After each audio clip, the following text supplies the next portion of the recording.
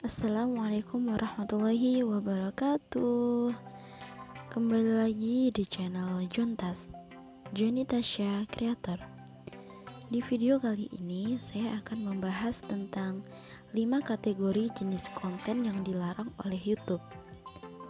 Sebelum saya memulai video kali ini, silahkan like, subscribe, dan bunyikan loncengnya agar teman-teman tidak ketinggalan video-video selanjutnya. Tujuan penonton membuka YouTube antara lain adalah untuk mencari informasi, untuk belajar, dan mencari hiburan. YouTube memastikan penonton mendapatkan pengalaman positif dari mengakses YouTube. Dengan kata lain, YouTube melarang konten jenis apapun yang dapat menimbulkan efek negatif ke penonton.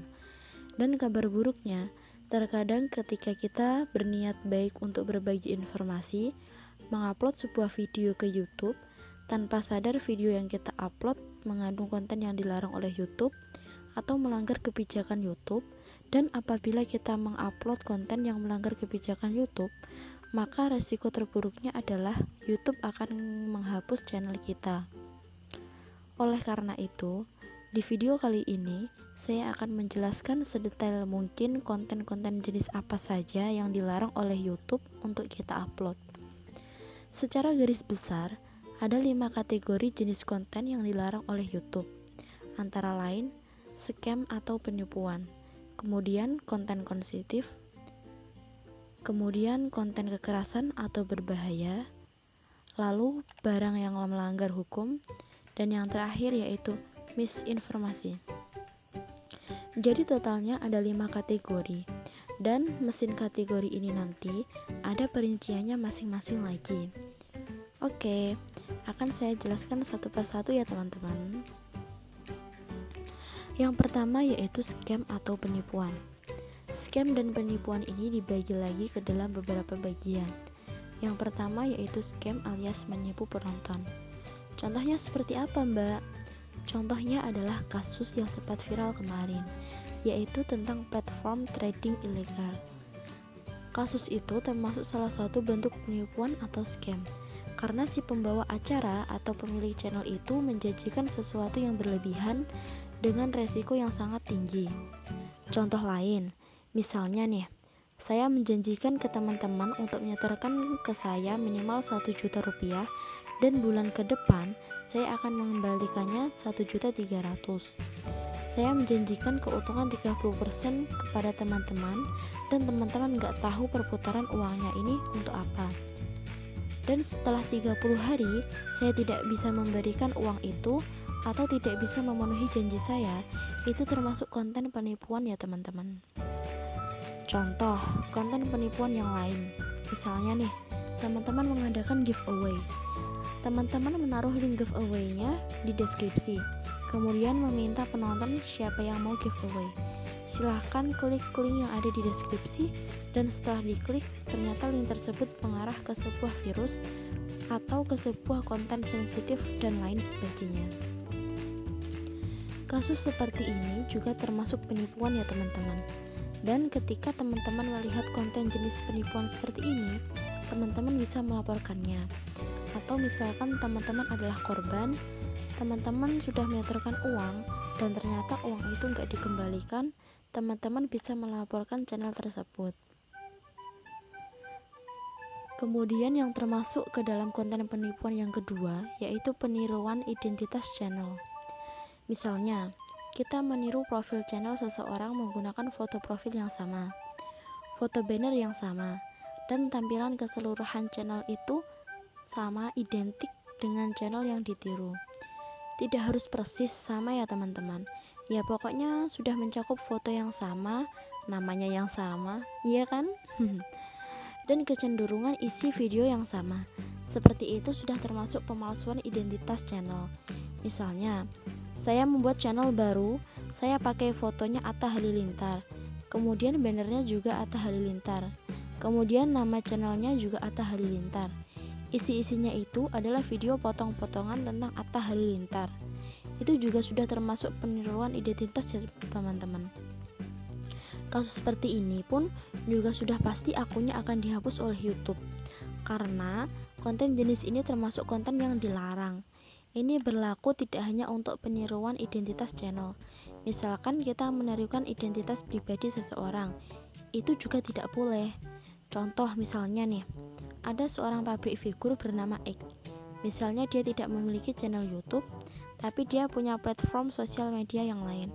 Karena saya ingin meniru, saya menggunakan namanya, saya menggunakan fotonya, dan mengupload video-video yang seolah-olah itu yang posting adalah dia. Padahal dia tidak punya channel.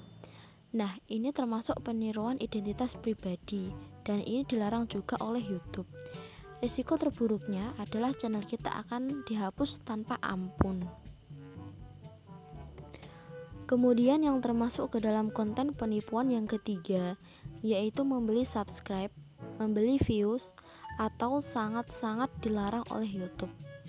Meskipun saat ini banyak yang tidak ketahuan, akan tetapi potensinya apabila ketahuan itu sudah pasti channel tersebut akan dihapus oleh YouTube ya teman-teman.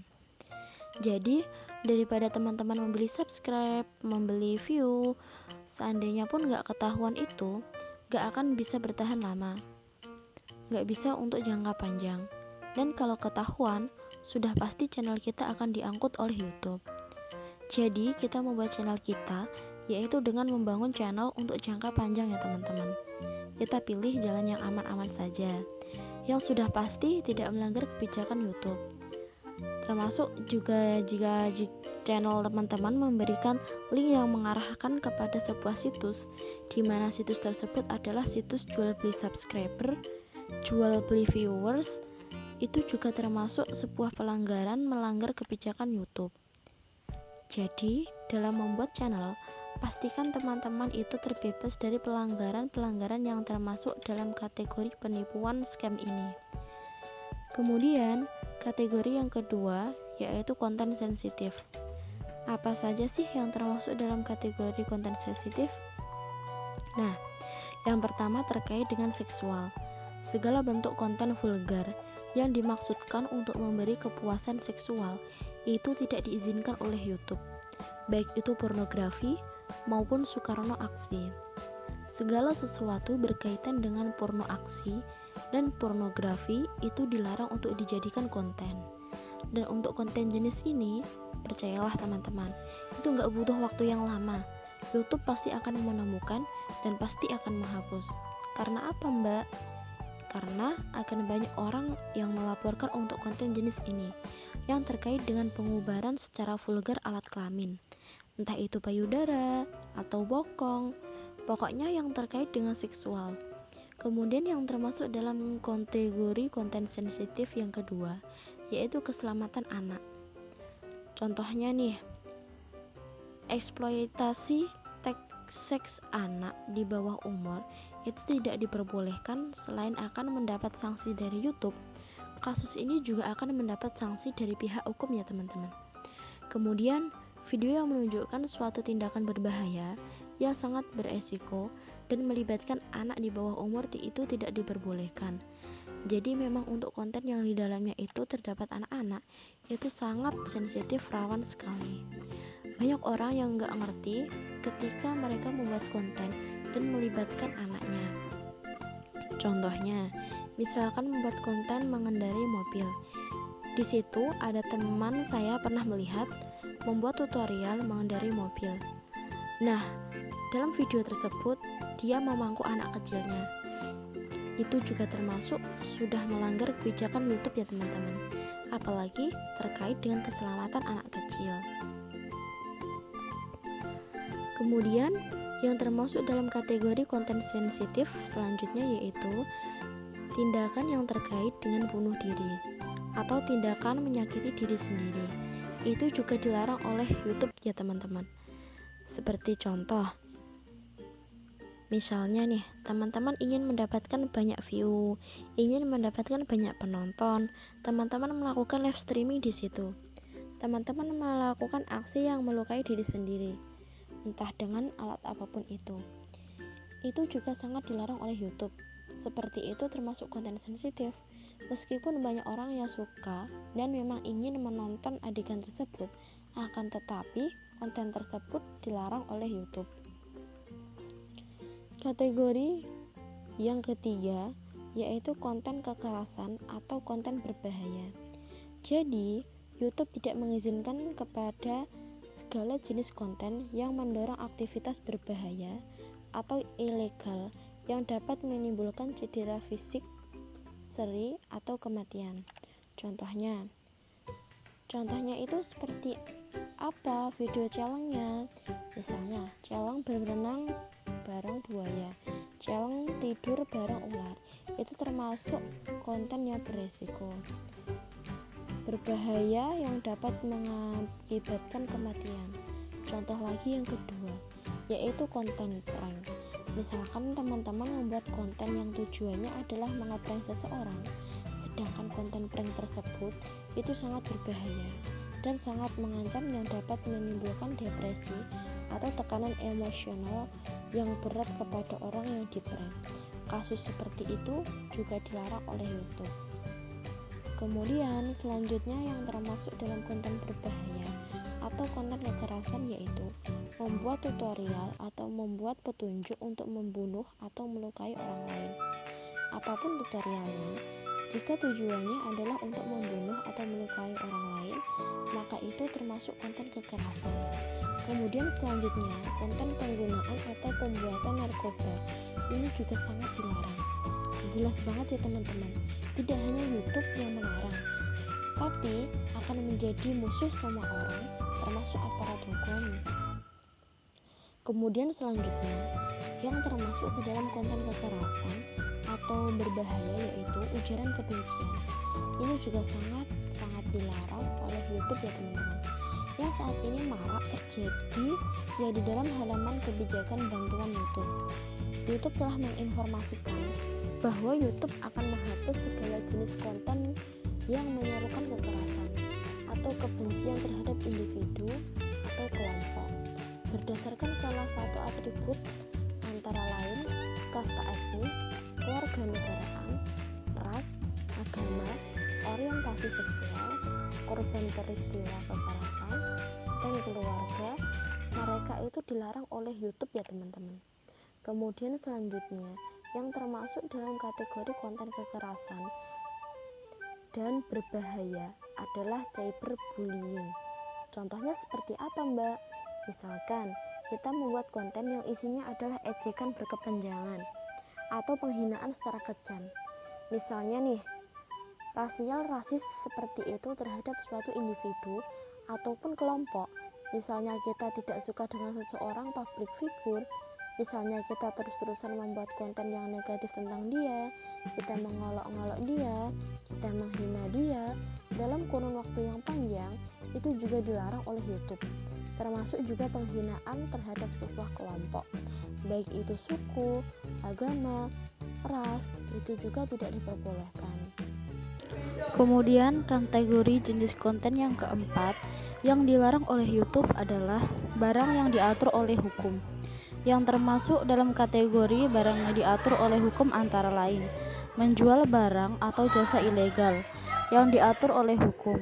Contohnya adalah menjual alkohol, menjual kartu kredit curian, menjual dokumen atau uang palsu, menjual organ tubuh, menjual bahan peledak, menjual nikotin termasuk produk vape.